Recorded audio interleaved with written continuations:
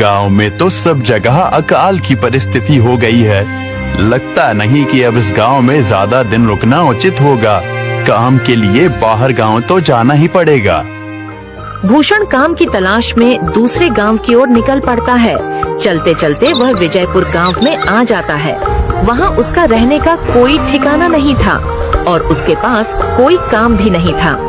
चलते चलते वह एक अमीर किसान जगत सेठ के पास आ पहुंचता है।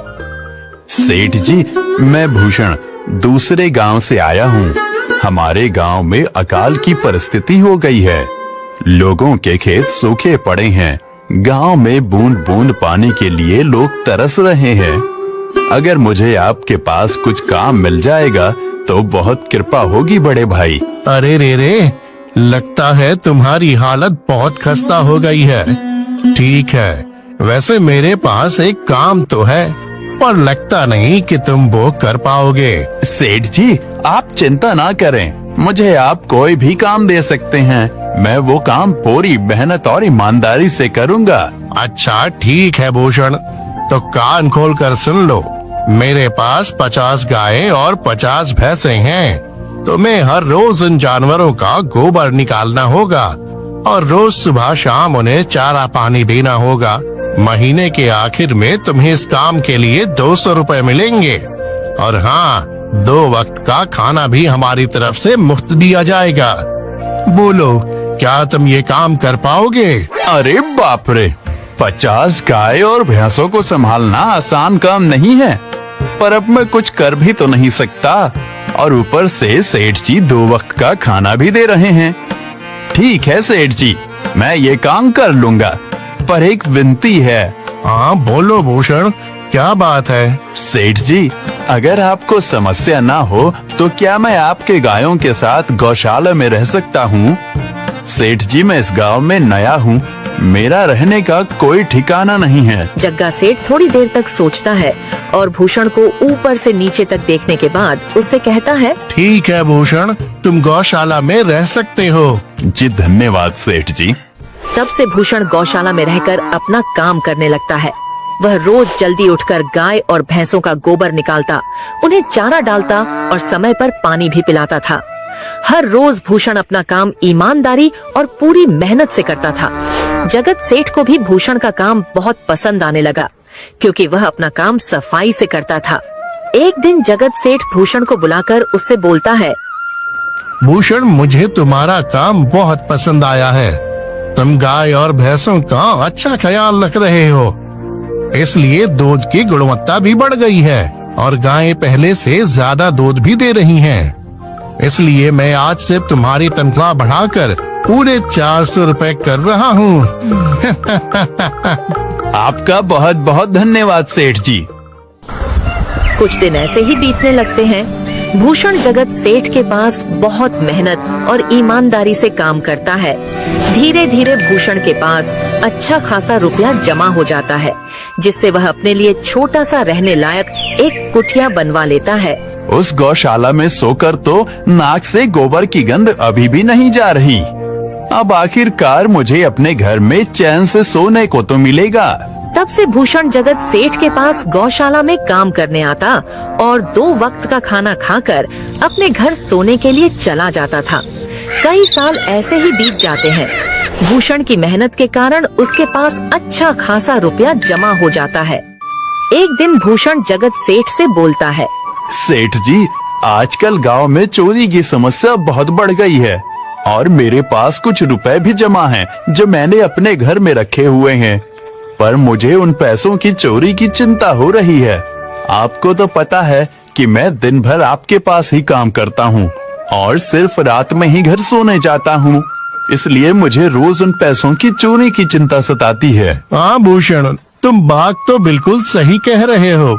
आए दिन गांव में नए नए चोरी के किस्से सामने आ रहे हैं और दिन भर तो तुम्हारा घर खाली ही रहता है, तो चोरी होने की संभावना तो जरूर है। जगत सेठ थोड़ी देर सोचता है और फिर भूषण से कहता है, देखो भूषण, ऐसे समय में तो गांव में एक ही जगह है जहां पर तुम्हारा धन सुरक्षित रह सकता है, और वो है जमींदार का घर। क्या जमींदार का घर? हाँ भूषण, इस गांव के जमींदार बहुत ईमानदार और दयालु हैं। ऐसा मैंने कुछ लोगों से सुना है और उनके घर पर बहुत सारे पहरेदार भी हैं, तो चोरी होने की संभावना बहुत कम है।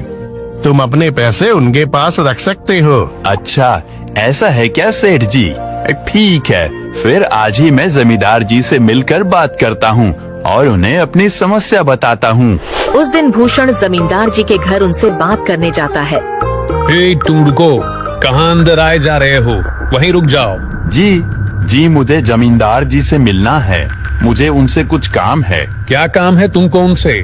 मुझे जरा बताओ। जी, मुझे कुछ पैसे रखवाने थे उनके पास, यही काम के लिए आया था मैं। अच्छा ठीक है, तुम अंदर जा सकते हो।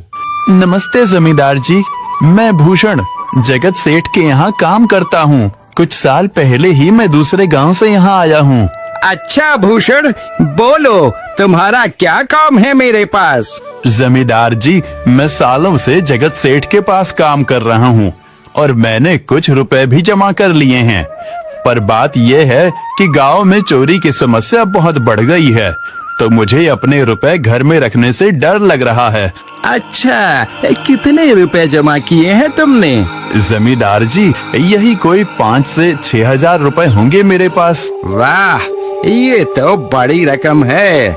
मैंने आपकी ईमानदारी के बारे में लोगों से बहुत सुना है, इसलिए मैं अपनी रकम आपके पास कुछ वक्त के लिए रखने आया हूँ। हाँ भूषण, तुमने बिल्कुल सही सुना है। तुम्हारी रकम मेरे पास पूरी तरह से सुरक्षित रहेगी। तुम अब चिंता ही छोड़ दो, मैं सब देख लूंगा। भूषण अपने पैसों की थैली जमींदार को दे देता है। ये पूरे 5,800 रुपए हैं, आप गिनकर देख लीजिए। गिनने की क्या जरूरत है? तुम तो जगत सेठ के आदमी हो, मुझे तुम पर पूरा विश्वास है। जमींदार जी, आपका बहुत बहुत धन्यवाद। अब मुझे चोरों का कोई डर नहीं है, क्योंकि मेरे पैसे सुरक्षित हाथों में हैं। अरे भूषण, कोई बात नहीं, धन्यवाद तो मुझे बोलना चाहिए, जो तुम मेरे पास आए अपने रुपए रखने के लिए। भूषण अपने पैसे जमींदार को देकर अपने घर चला जाता है। हाँ भूषण, तुम्हारे पैसे मेरे हाथों में ही अच्छे लगते हैं। ऐसे ही भूषण ईमानदारी और मेहनत से जगत सेठ के यहाँ काम कर रहा था। देखते ही देखते 2 साल ऐसे ही बीत जाते हैं। एक दिन भूषण सोचता है, अब बहुत साल हो गए जगत सेठ के यहाँ काम करते हुए। वैसे सेठ जी तो बहुत अच्छे इंसान हैं, पर सोच रहा हूँ कि खुद की जमीन लेकर उस पर मेहनत करूँ, तभी मैं बड़ा आदमी बन सकता हूँ। अब जो मेरे पास थोड़े कुछ पैसे हैं और जो जमींदार के पास कुछ पैसे संभालने के लिए दिए हैं, वो जमा करके थोड़ी जमीन खरीद लूंगा। आज ही जमींदार से मिलने जाता हूँ और अपने रुपए मांगता हूँ। ये सोचकर भूषण जमींदार जी के घर चला जाता है। जमींदार जी, मैं अपने रुपए वापस लेने आया हूँ। आपके पास मैंने 5,800 रुपए दिए थे संभालने के लिए। अरे भाई साहब, मैंने पहचाना नहीं आपको, वैसे कौन हो आप? अरे जमींदार जी, मैं भूषण हूँ। पिछले साल मैंने आपको पैसे संभालने के लिए दिए थे, याद आया कुछ? अरे भाई साहब, मेरे पास कितने सारे लोग आते जाते हैं पैसे रखने के लिए, और सभी के साथ मेरा अच्छा व्यवहार होता है। वैसे आपके पास कोई कागजात हैं क्या? क्योंकि मैं हर व्यक्ति से कागज पर ही व्यवहार करता हूँ। किसने कितने पैसे दिए, किसके कितने पैसे रखे हैं, सबका व्यवहार रहता है मेरे पास। जमींदार जी, ये आप क्या बात कर रहे हैं?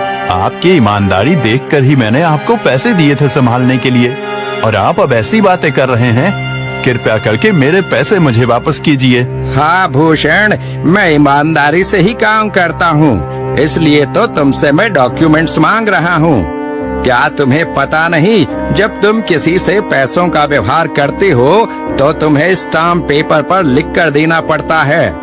तुम किसी से भी पूछ सकते हो। नहीं जमींदार जी, मैं आपके पैर पड़ता हूँ, कृपया करके मेरे रुपए मुझे दे दीजिए। बड़ी मेहनत से मैंने वो पैसे जमा किए थे, मुझ पर ऐसा अन्याय ना करें। अरे क्या ये झूठ मूठ का रोना धोना लगाया है? लगता है तुम ढोंगी हो और मेरी ईमानदारी और भोलेपन का फायदा उठाकर मुझसे ये रुपए लेने आए हो। रुक, तुझे अभी सबक सिखाता हूँ। जमींदार अपने आदमियों को बुलाकर भूषण की पिटाई करने को कहता है। इसे तब तक मारो जब तक ये बेहोश ना हो जाए।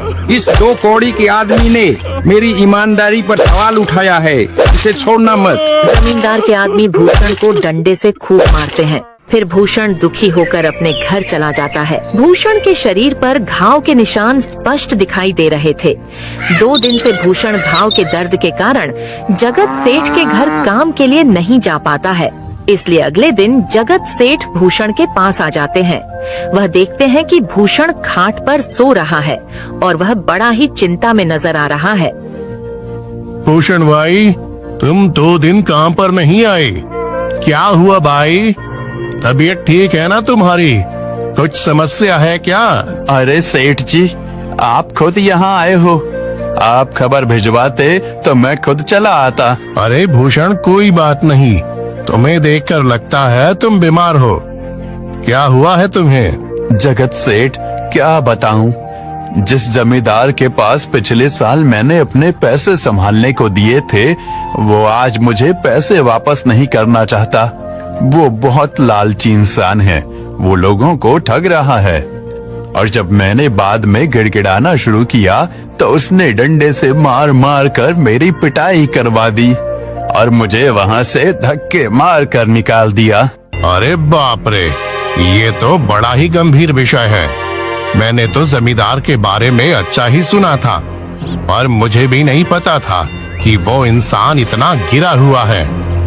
तभी मैं सोचूं, हर साल उसकी संपत्ति इतनी ज्यादा कैसे बढ़ रही है।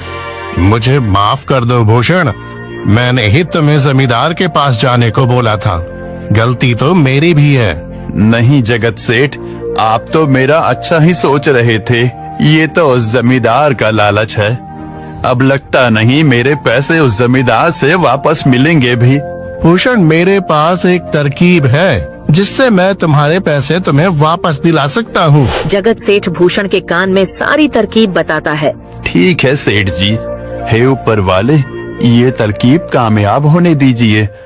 अगले दिन जगत सेठ बहुत सारे पैसों को एक सूटकेस में भरकर खुद जमींदार के घर जाता है।